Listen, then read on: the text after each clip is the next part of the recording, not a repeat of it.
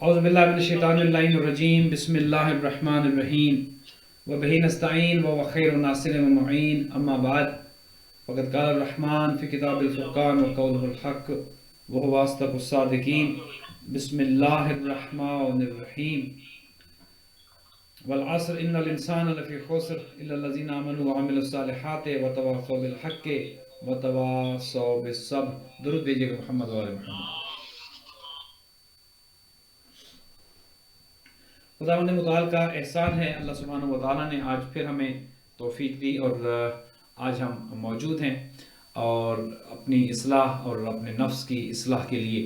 ہم سوچ رہے ہیں کہ کیا کیا جائے کہ جس سے انسان کے نفس میں بہتری ہو اور انسان کا نفس جو ہے وہ کامیابی کی طرف جائے، کامرانی کی طرف جائے اور انسان زوال سے، پستی سے نکلے اور معراج کی طرف اور کامیابی کی طرف اس کا سفر جاری و ساری ہو۔ یقیناً انسان کے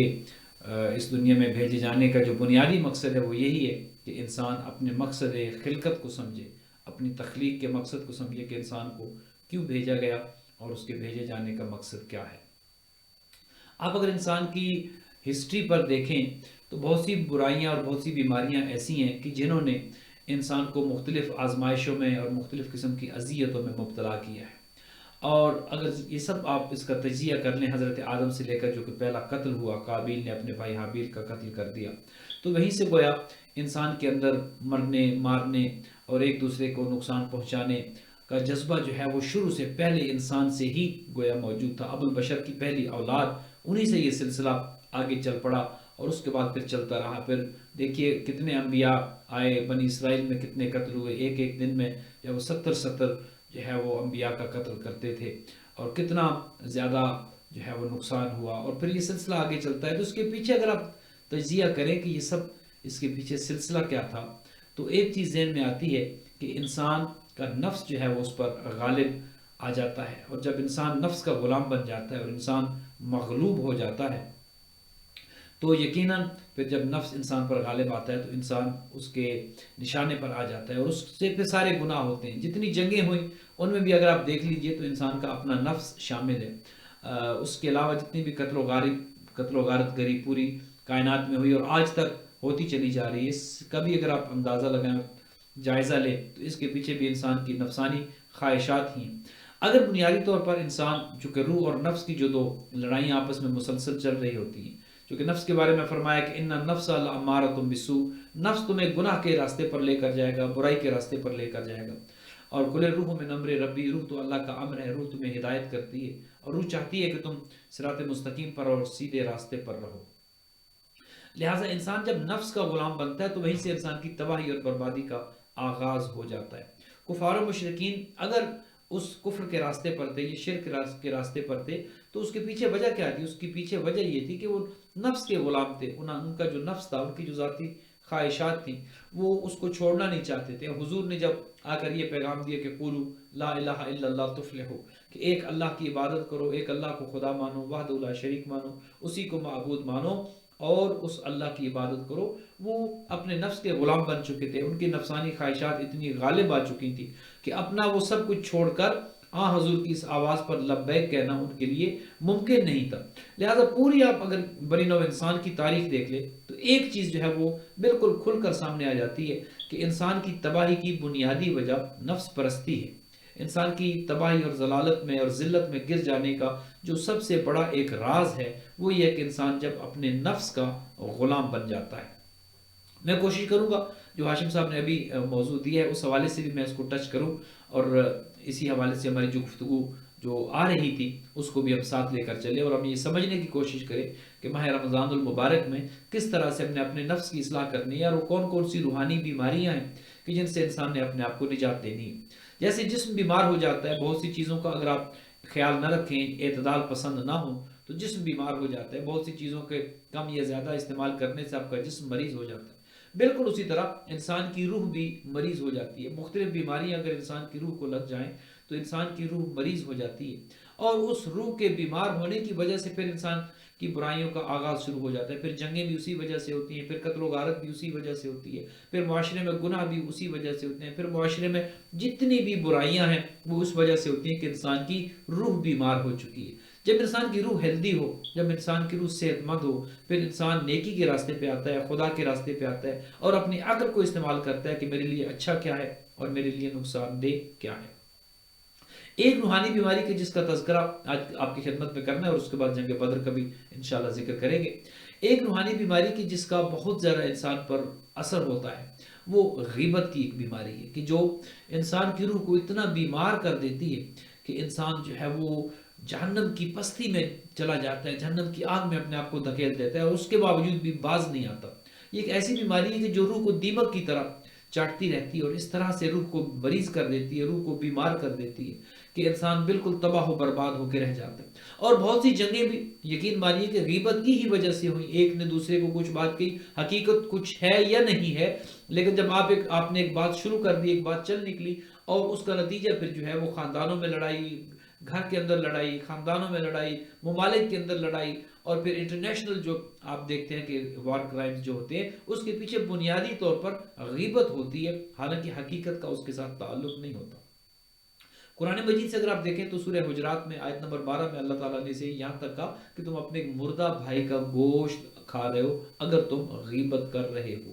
لہٰذا بہت سی بیماریاں جہاں پر روح کے لیے ہیں، روح کے لیے نقصان دہ ہے، وہاں پر ایک بیماری غیبت کی جو ہم اکثر اس کو نظر انداز کر دیتے ہیں اور ہم اس کو اہمیت نہیں دیتے اور یہ روح کو کھاتی رہتی ہے اور حالت یہ ہوتی ہے کہ انسان مریض ہوتا چلا جاتا ہے، پھر ایک بیماری دوسری بیماری کی طرف لے کے جاتی ہے، جسے آپ کہتے ہیں کہ ایک بیماری دوسری بیماری کی طرف لیڈ کرتی ہے۔ لہٰذا نتیجہ یہ نکلتا ہے کہ وہ روح آہستہ آہستہ بیمار ہونا شروع ہو جاتی ہے اور جس سے پھر انسانیت پوری کی پوری تباہی اور بربادی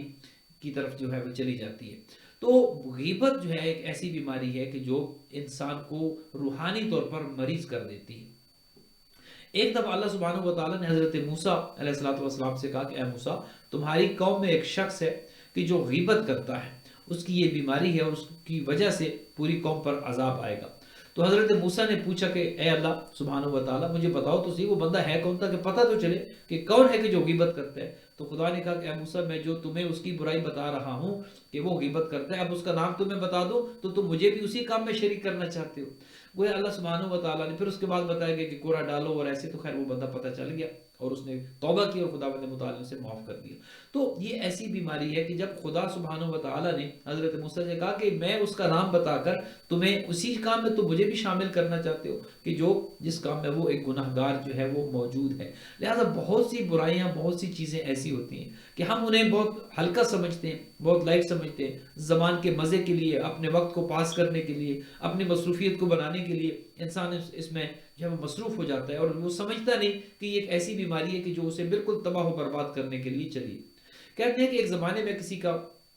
غلام تھا، ایک شخص اسے اس غلام کو لینے کے لیے آیا تو مالک سے پوچھتا ہے کہ تمہارا غلام میں خرید رہا ہوں تو مجھے بتاؤ کہ اس کے بارے میں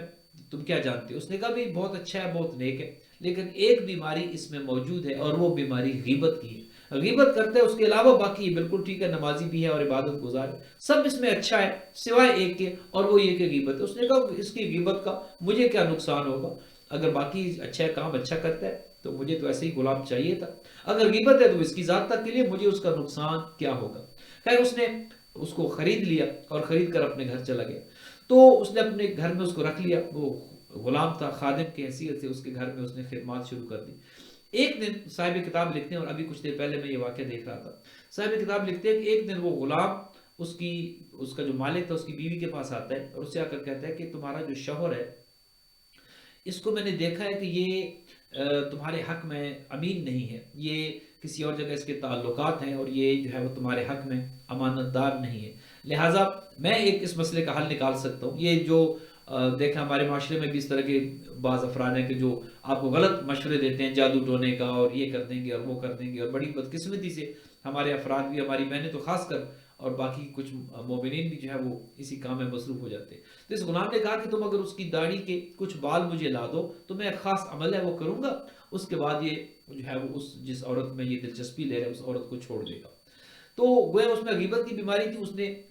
اس کے شوہر کی غیبت بیوی کے، اور وہ مستورات اور خواتین آپ کو پتہ ہے کہ پہلے وہ ضعیف العقیدہ ہوتی ہیں، وہ اس کی بات میں آ گئی۔ اس نے کہا اچھا، اب یہ بیوی کو اس نے یہ پڑھایا اور شوہر کو جا کے کہتا ہے کہ تمہاری بیوی کے کسی کے ساتھ تعلقات ہیں لہٰذا وہ چاہتی ہے کہ وہ تمہیں قتل کر دے، اور آج رات وہ تمہیں قتل کرنے کے لیے آئے گی، لہٰذا اپنا سامان کر لینا، اپنا بندوبست کر لینا، تیار رہنا، چونکہ آج رات وہ تمہیں اس کو کہا تھا کہ اس کی داڑھی کے بال لے کر آؤ اور میں عمل کروں گا اور وہ نیک ہو جائے گا، اچھا ہو جائے گا۔ شوہر کو کہا کہ تمہاری بیوی تمہیں قتل کرنے کے لیے آئے گی۔ اب وہ انتظار میں تھا، اس نے جو بھی آلے، اپنا ایک آلہ اس نے اپنے پاس رکھ لیا اپنے آپ کو بچانے کے لیے۔ جو یہ بیوی رات کو اس کی داڑھی کے بال لینے کے لیے قریب ہوتی ہے، وہ تو سمجھ گیا کہ یہ مجھے قتل کرنے کے لیے آ رہی ہے۔ اس نے خیر وہ اپنا ہتھیار اٹھایا اور بیوی کی گردن اڑا دی۔ جب بیوی کے خاندان والوں کو پتہ چلا کہ ہماری خاتون جو ہے، ہماری بچی جو ہے، جو اس کی زوجہ تھی، اس نے قتل کر دی ہے، انہوں نے اس کو قتل کر دیا۔ اس طریقے سے دو خاندانوں میں لڑائی شروع ہوگی۔ تو نتیجہ کیا ہوتا ہے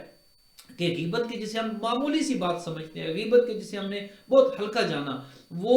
اس کا نتیجہ یہ نکلتا ہے کہ انسان قتل ہو جاتا ہے۔ اور انسان جب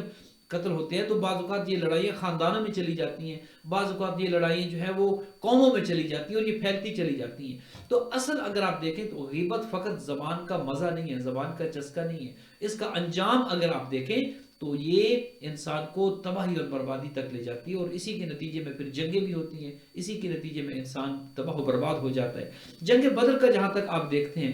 مدینہ کے اندر جو سب سے پہلی جنگ ہوئی ہے وہ جنگ بدر ہے۔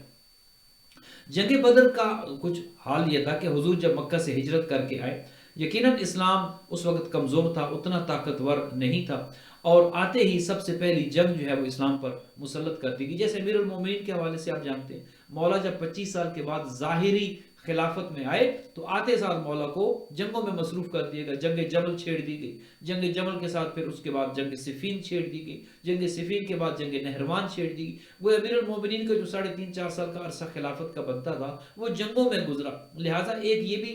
ایک ٹیکنیک ہے، یہ بھی ایک آپ اسے سازش کہہ لیں، کہ جب کسی کو کمزور کرنا ہو تو اسے ایسے معاملات میں الجھا دیا جائے تاکہ اس کی توجہ جو ہے وہ دیگر کسی کام کی طرف یا تربیت کی طرف یا جو تعمیری کام ہے ان کی طرف نہ جائے، اور انہیں ان کاموں میں آپ الجھا دیں۔ لہٰذا کفار و مشرکین بھی یہی چاہتے تھے کہ یہ اسلام کہیں طاقتور نہ ہو جائے، اسلام کو کئی قوت نہ مل جائے۔ لہٰذا حضور جب مدینے میں آئے تو آتے ساتھ، اب اسلام اتنا طاقتور تو نہیں تھا، ظاہر بیت المال بعد میں بنا، ظاہر اس کے بعد پھر بہت سی چیزیں جو ہے وہ آئیں اور اسلام نے آہستہ آہستہ طاقت پکڑی، اور بہت سے لوگ کی جو آپ جانتے ہیں سورہ منافقون بھی نازل ہوئی تھی، یہ بہت سے لوگ اندر سے منافقین تھے، وہ ظاہراً تو اسلام کے ساتھ تھے لیکن اصل میں وہ اسلام کے ساتھ نہیں تھے۔ اور حضور کے جو تازہ تازہ مکہ سے مدینہ ہجرت کر کے آئے تھے، جو کفار مکہ اور مشرکین مکہ، وہ الگ ایک محاذ تھا، جو کہ مکہ فتح تو بہت بعد میں ہوا ہے، لہٰذا وہ الگ ایک محاذ تھا۔ اب مدینہ میں آ کر حضور یہ چاہتے تھے کہ اسلامی ریاست جب قائم ہو اور اسلامی سلطنت ایک قائم ہو اور اسلام کو تقویت ہو، تو حضور نے اس پر کام کرنا شروع کیا، لیکن کفار و مشرکین نے حضور کو جنگوں میں الجھا دیا، اور جنگ بدر سب سے پہلے ہوئی، اس کے بعد جنگ احد ہوئی، اور پھر جنگوں کا سلسلہ چلتا رہا۔ کم از کم اسلام نے تقریباً 84 غزوات اور جنگیں لڑی ہیں، جن کا آغاز جنگ بدر سے ہوئی۔ یہ وہ جنگ تھی کہ اسلام کے پاس ظاہراً طاقت نہیں تھی، اسلام کے پاس نہ اتنا سرمایہ تھا، نہ اتنا مال تھا، اور نہ ہی افرادی قوت اتنی زیادہ تھی، اور نہ ہی اس طرح سے کفار و مشرکین کے مقابلہ کرنے کے لیے اسلام تیار تھا۔ لیکن ایک چیز جو اسلام کے پاس تھی وہ عقیدہ تھا، ایک چیز جو تھی وہ ان کا نظریہ تھا اور خدا پر یقین تھا۔ لہٰذا وہی طاقت لیتے ہوئے جو مخلصین حضور صلی اللہ علیہ وآلہ وسلم کے پاس موجود تھے، حضور نے ان مخلصین کو اکٹھا کیا۔ حضرت حمزہ تھے، امیر المؤمنین تھے، عبیدہ ابن حارث تھے، کہ جو خاص مولا کے جو پیغمبر اکرم کے جو جنگجو تھے۔ لہٰذا یہ جنگ جب ہوئی، آپ جانتے ہیں کہ 313 افراد مسلمانوں کی طرف سے، اور اس طرف جو ہے وہ کم از کم 1000 کا لشکر تھا۔ لیکن جب یہ معرکہ ہوا، اور چاہے بدر کے قریب جب جو بدر کا کنواں تھا اس کے نزدیک جب یہ معرکہ شروع ہوا، اور سب سے پہلے حضور کی طرف سے حضور نے اپنے کچھ سپاہی بھیجے، اور جب یہ سپاہی اس طرف گئے تو انہوں نے اس طرف سے اعتراض کر دیا۔ انہوں نے کہا بھائی یہ کیا، کس کو بھیج رہے ہیں آپ، یہ تو ہمارے مقابلے کی نہیں ہے۔ چونکہ عرب جو ہے، ایک چیز ان میں جو سب سے زیادہ دیکھی اور پائی جاتی تھی وہ تکبر تھا، وہ ان کا غرور تھا، وہ ان کے اندر فرعونیت تھی۔ گویا وہ آپ یہ واقعات آپ سن چکے ہیں کہ کئی دفعہ جب کسی کو مارنا چاہتے تھے یا قتل کرنا چاہتے تھے تو وہ کہتا تھا میری گردن کو نیچے سے کاٹنا تاکہ پتہ چلے کہ میری گردن اونچی تھی۔ لہٰذا حضور نے جب اپنے کچھ صحابی بھیجے تو ادھر سے آوازیں کہ یہ تو ہمارے مقابلے کے لیے ہی نہیں ہے، یہ کون سے آپ نے کمزور خاندان کے اور کمزور قبیلے کے لوگ آپ نے ہمارے مقابلے میں بھیج دیے، اگر کوئی بھیجنا ہے تو ہمارے مقابلے کا، ہماری ٹکر کا بندہ بھیجیں۔ لہٰذا حضور نے پہلے ہی حملے میں 3 افراد بھیجے تھے، حضرت حمزہ کو بھیجا، امیر المومنین علی بن ابی طالب کو بھیجا، اور حضرت عبیدہ ابن حارث کو بھیجا۔ یہ 3 گئے، اور اس طرف سے جو 3 تھے، اور وہ بھی یقیناً جو ہے وہ بہت یوں سمجھیے کہ طویل القامت تھے، یوں سمجھیے کہ ان کا خاندان اس طرف سے کفار و مشرکین کی طرف سے، جو کہ ایک معاویہ کا نانا تھا، ایک معاویہ کا ماموں تھا، اور ایک جو ہے وہ معاویہ کا بھائی تھا، وہ اس طرف سے آئے، اس طرف سے یہ 3 گئے، اور امیر المومنین کی تلوار نے اور حضرت حمزہ نے اور عبیدہ ابن حارث نے ان تینوں کو وہیں پر پہلے ہی وار میں قتل کر دیا۔ وہ اللہ سبحانہ و تعالیٰ نے اس جنگ میں فرشتے بھی بھیجے تھے مسلمانوں کی مدد کرنے کے لیے۔ ایک چیز جو ایک نقطہ ہمیں یہاں پر ملتا ہے وہ یہ ہے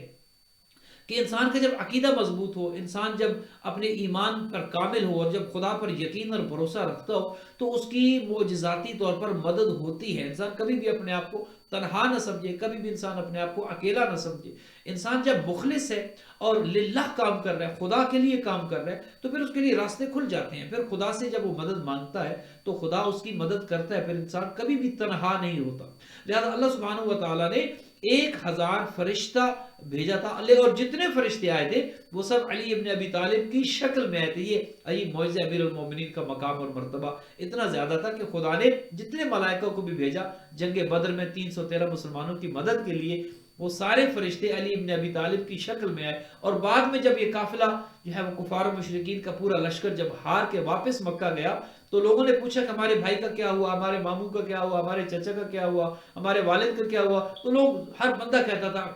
علی نے مار دیا، علی نے مار دیا، تمہارا بھائی علی نے مار دیا، تمہارا ماموں علی۔ تو لوگ کہتے تھے ایک علی نے اتنوں کو مار دیا۔ تو اس سے بعد میں پتہ چلا کہ جو فرشتے آئے تھے وہ سب مولا علی کی شکل میں تھے، جنہیں فرشتے بھی مار رہے تھے وہ چونکہ ظاہر امیر المومنین کی شکل میں تھے، لہٰذا ہر ایک کو یوں ہی لگتا تھا کہ علی ابن ابی طالب نے ہمارا کام تمام کر دیا ہے۔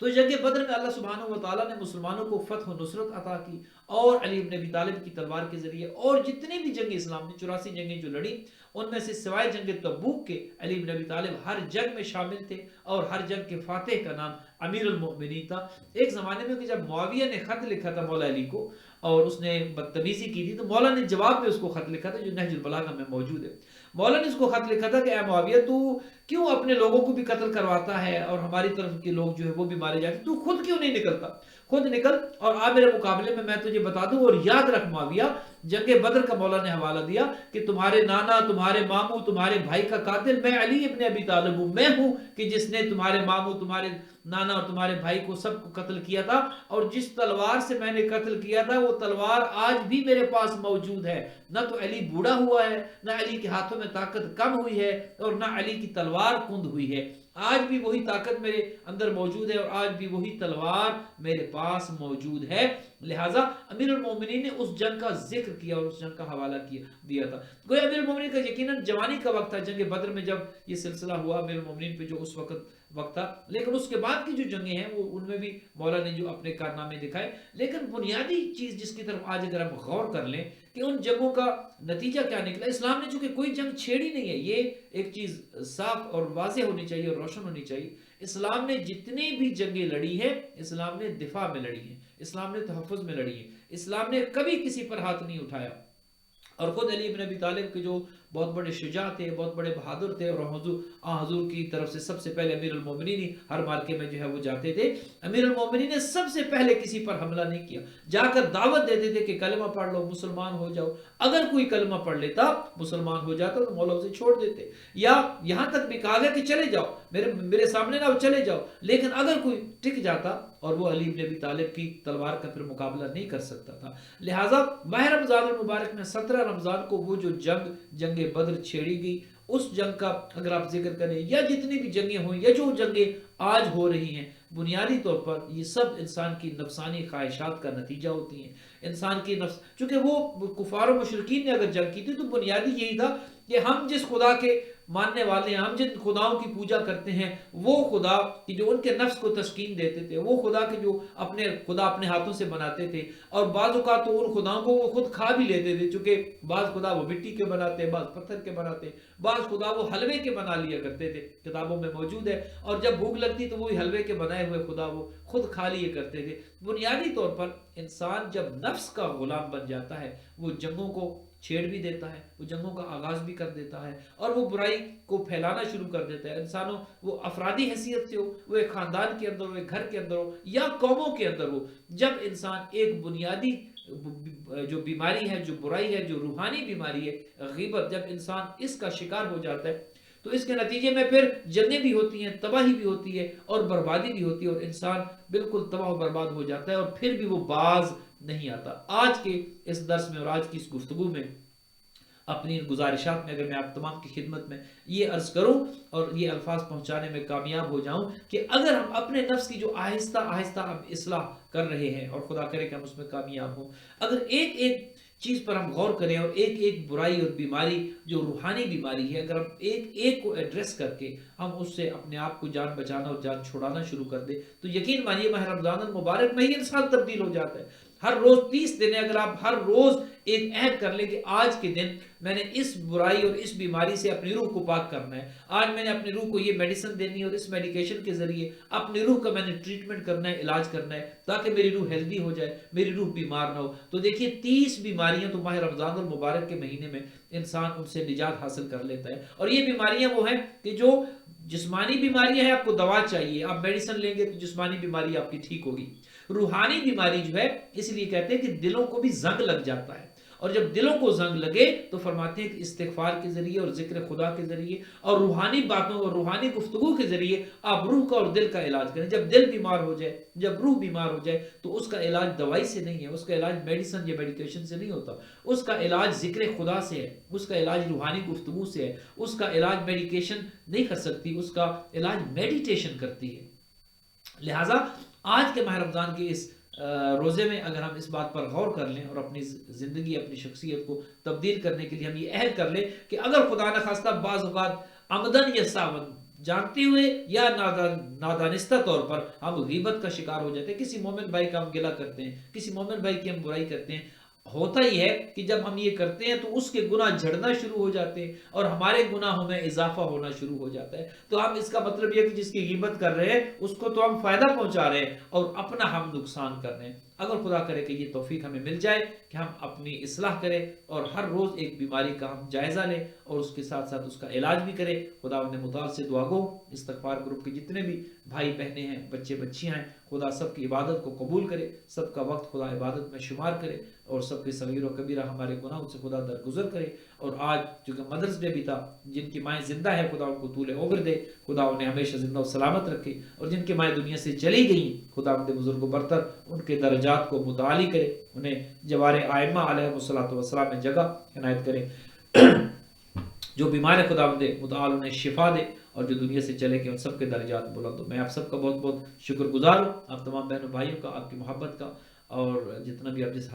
طرح سے بھی آپ تعاون کرتے ہیں اخلاقی طور پر۔ اور نسیم محمد صاحب جو آج تشریف لائے تھے، ان کا بھی بہت بہت شکریہ۔ خداوند متعال آپ سب کو اجر جزیل عطا کرے، اور استغفار گروپ کی اس برکت کی وجہ سے خدا ہم سب کے احوال پر رحمتیں اور برکتیں نازل کرے، اور دنیا امن کا گہوارہ بن جائے۔ دنیا کے اندر جو اس وقت بے چینی ہے، جو اضطراب ہے، اور جو نفس نفسی ہے، اور جو نفس پرستی غالب آ چکی ہے، خداوند متعال ہمیں ان سب سے نجات دے اور دنیا امن کا گہوارہ ہو۔ اور یہ سب کچھ تبھی ہوگا جب ہمارے زمانے کے امام حضرت مہدی دورہ عجل اللہ تعالیٰ فرجہ الشریف کے ظہور میں تعجیل ہوگی، امام تشریف لائیں گے، یقین یہ دنیا امن کا گہوارہ بن جائے گی انشاءاللہ۔ اپنے زمانے کے امام کے ظہور میں تعجیل کی دعا کے ساتھ آج تک کے لیے اتنے، انشاءاللہ کل آپ کی خدمت میں پھر حاضر ہوں گے۔ السلام علیکم ورحمۃ اللہ وبرکاتہ۔